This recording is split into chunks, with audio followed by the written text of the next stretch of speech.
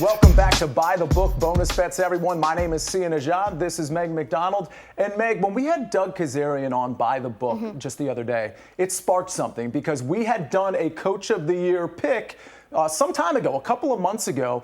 But I want to address what those picks are, but I also want to address the fact that there might be value in this market at this point in the season. So let's just reset with the odds that we have at Caesars Sportsbook right now. Like we saw with Doug Kazarian, we got Dan Campbell at the top here heading into Week 15. Mike Tomlin, Kevin O'Connell, a lot of people in play here, including Dan Quinn at plus 1,400. It goes down to Sean McDermott there at plus 4,500. Meg, your pick a couple of months back, it might have been 6-7 weeks ago, was none other than Andy Reid. He's Correct. staring down plus 1,900. Your thoughts? I guess I'm not surprised that the number is pretty similar to what it was about 2 months ago, because I was getting 20-1 on Andy Reid. But my argument has kind of shifted since then. Like, I'm not sure I would take a bet on Andy Reid today as we enter Week 15 of the NFL season. Yeah. I liked this bet at 20-1 because I was still in the mindset that if the Kansas City Chiefs won every single game and went undefeated, you kind of have to give it to Andy Reid, despite all the injuries and like the trials and tribulations that this team was going through. And this was before the luck factor really like was leaning into what the Kansas City Chiefs keep getting away with at this point. The doinks, field goal in, wins the game. It's getting to a point where it's crazy. But I did like Andy Reid for that situation. Now I don't know if I love it, but you liked Kevin O'Connell, which again, you're seeing plus 490 right now. Do you still like him? Yeah, and I think it was a shorter number before. So, I mean, the better number is right here, right now. I mean, I do still like him. I think what's interesting here is this market can change so fast, especially in the last 3-4 weeks of the season.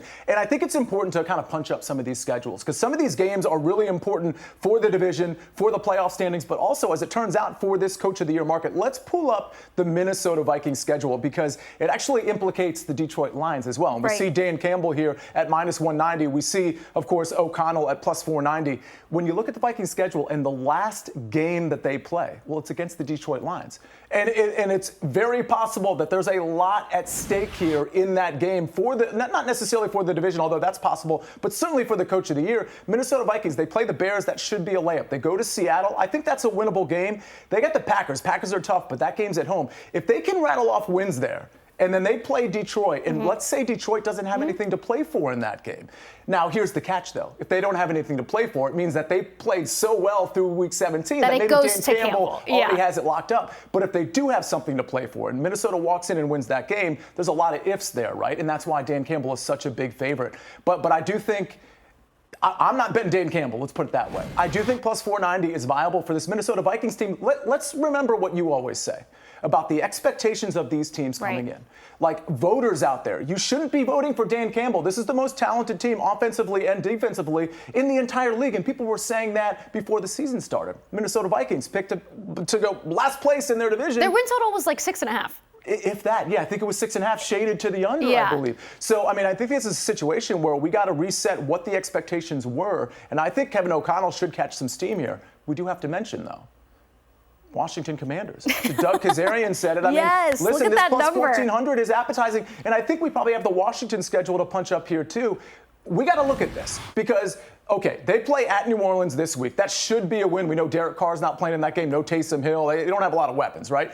Now you have Philadelphia at home. Let's skip that for a second. You get Atlanta at home. That should be a very winnable game with the state of that franchise right now. And then you get at Dallas. I don't know what Dallas is going to look like in Week 18. Probably not good. It's not going to be good. Yeah. So the way Dan Quinn gets this plus 1,400 to cash is Washington wins this game at home against Philadelphia. And the way the Philadelphia Eagles look, yes, it's a great team, it's a great defense, but you get Philadelphia at home, I'm telling you, this is 4-0 is possible. And that doesn't mean they win the NFC East necessarily. But if they go 4-0, you cash that plus 1,400 ticket. I know 4-0 sounds kind of lofty. 3 of those 4 teams, extremely beatable. And you get the one hard team, the really hard team, you get it home. And I think to your point about the expectations of the teams, it's interesting that Dan Campbell, you do have to lay $1.90 right now. When you look at teams and expectations, yes, we thought the Lions were going to be good. They got over that hump last year, won a playoff game, hosted a playoff game. But look at Nick Sirianni at 35-1 and Sean McDermott at 45-1. Two teams that expectations are high, right? I think Sean McDermott, those odds probably got a lot bigger after this past week when he decided to run the football. right? Yeah, and that was an absolutely. issue. That was a coaching issue. I also think Nick Sirianni at 35-1, he feels like a liability. Like I talk about Dan 100%. Campbell, who claims to be a leader of men. When I think of Nick Sirianni, I think the opposite. I think he's like he wants to be a player. He's talking to fans, like miss me with the Nick Sirianni positive vibes. And I'll say this just to wrap up real quick. Sean Payton, this Denver schedule down the stretch is pretty tough, so I don't expect Sean Payton. I think that number is going to get longer. Their wins came against nobody. Yeah, and shout out to Jesse Schaefer, part of the crew that produces this show. She mentioned Mike McDonald at plus 2,000. I don't think he's going to win it, but those odds are too long on Mike McDonald. It probably should be in that Dan Quinn range, in my opinion, the way they're playing right now, and they might capture the NFC West. The future is bright for Seattle with McDonald. That's right. As the head coach. 100%. All right. Well, those are some picks. I think we kind of settled. Listen, I like the Dan Quinn call. I think O'Connell certainly has a play. We're not taking Dan Campbell, right?